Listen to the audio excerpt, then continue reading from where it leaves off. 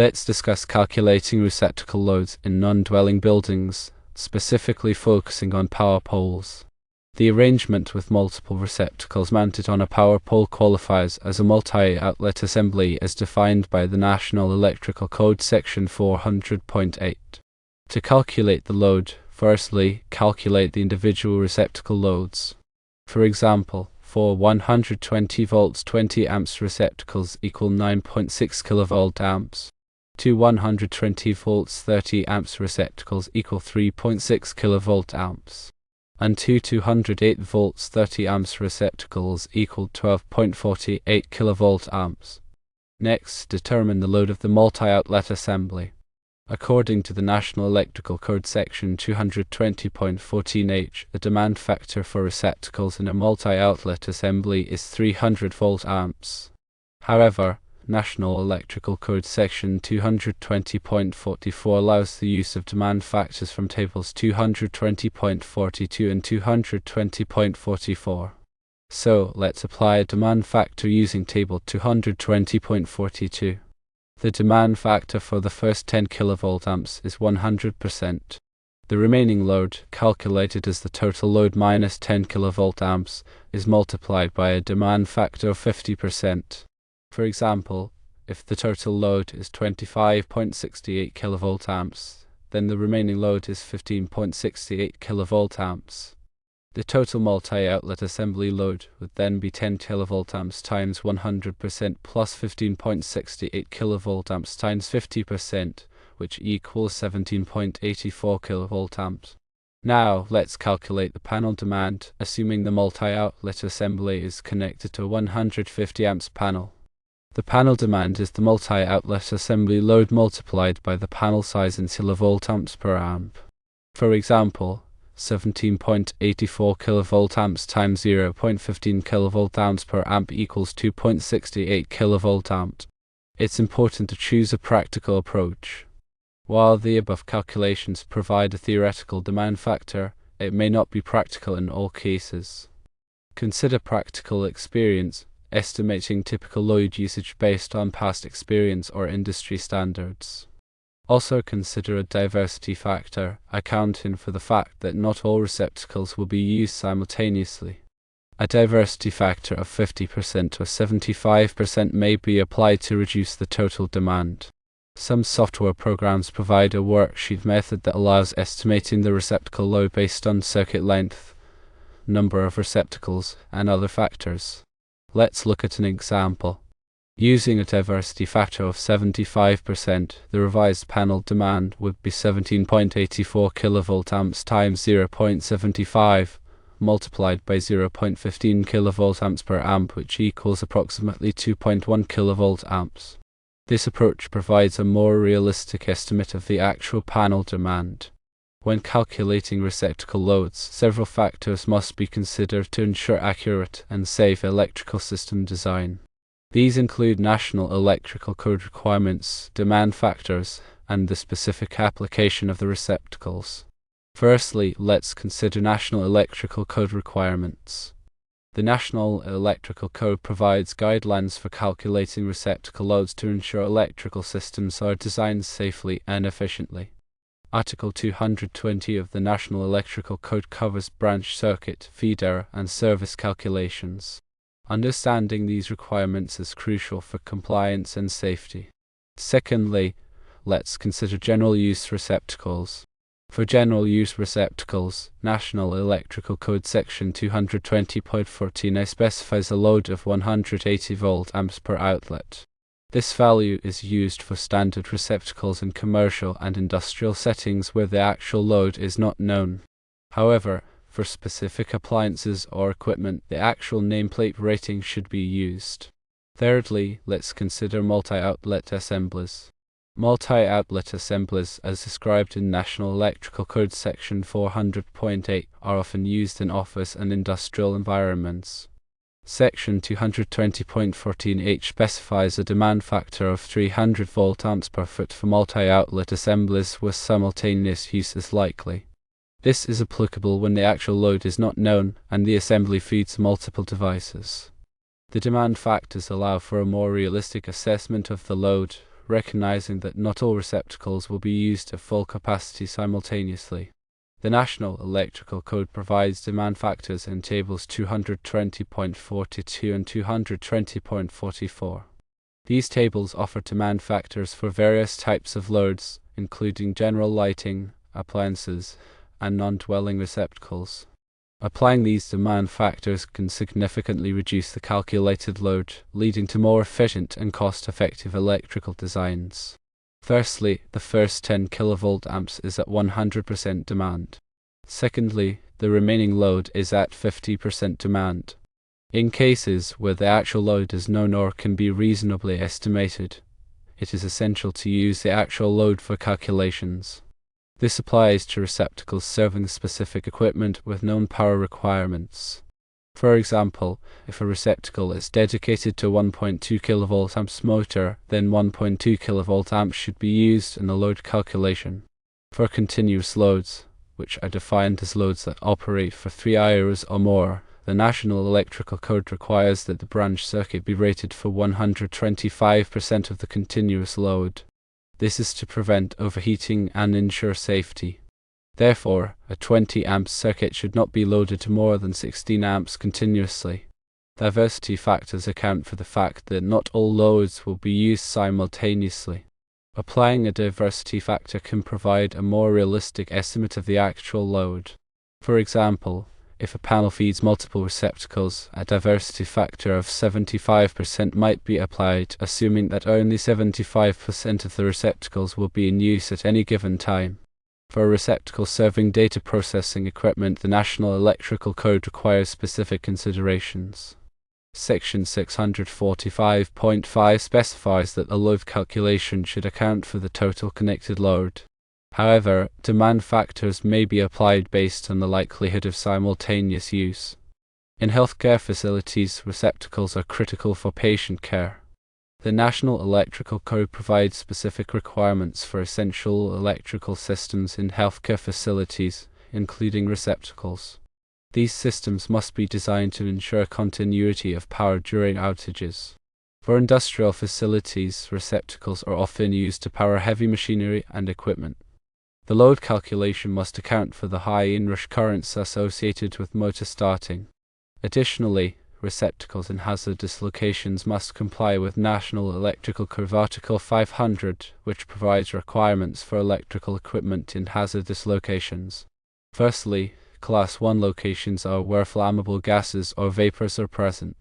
Secondly, Class 2 locations are where combustible dust is present. And thirdly, Class 3 locations are where ignitable fibers or filings are present. In commercial buildings, receptacles are used for a variety of purposes, including general use, appliances, and equipment. The load calculation should consider the different types of loads and their respective demand factors. For example, receptacles in office areas may have a lower demand factor than receptacles in kitchen areas. For outdoor receptacles, the National Electrical Code requires ground fault circuit interrupter protection. This is to protect against electric shock in wet or damp locations. The load calculation should also consider the potential for increased usage during outdoor events. Using software and spreadsheets can simplify the load calculation process.